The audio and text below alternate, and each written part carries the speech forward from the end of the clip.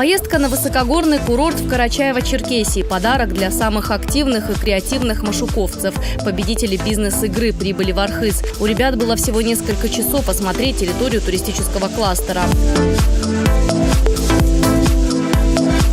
Достаточно молодой курорт Архыз развивается большими темпами. Здесь построили уже 2 канатные дороги. Например, любители экстремальных видов спорта в зимнее время могут спастись в этих комфортабельных кабинках от холода.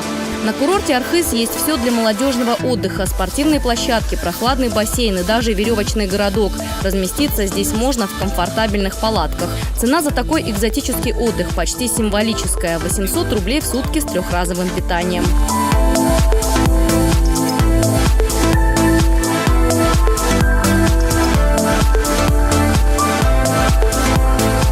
То, что мы увидели, это меня не просто впечатлило, я просто осталась открытым в том: вау, у нас такое есть, у нас такое построили, наконец-таки, и мы сможем отдыхать красиво, культурно и воспользоваться всеми последними достижениями в области отдыха.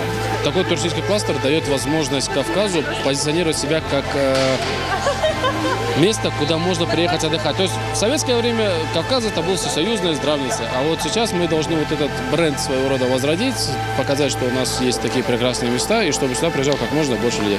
Участники форума «Машук» встретились с руководством Архыз парка. Это представители компании «Курорты Северного Кавказа». Ребята делились своими идеями, которые позволят сделать курорт в Карачаево-Черкесии наиболее привлекательным для туристов. Самые креативные идеи могут претендовать на грантовую поддержку. Я очень надеюсь, что среди вас найдутся те ребята, партнеры, которые, мы так ко всем так относимся, да, как к людям, которые к нам придут с какими-то своими инновациями, которые позволят нам в целом улучшить тот сервис и расширить диапазон услуг, предоставляемых на нашем курорте. Перед тем, как покинуть Архыз парк, каждый машуковец получил небольшой подарок от компании «Курорты Северного Кавказа». Здесь все, что нужно настоящему туристу: зонт, плед, дождевик и чехол для телефона.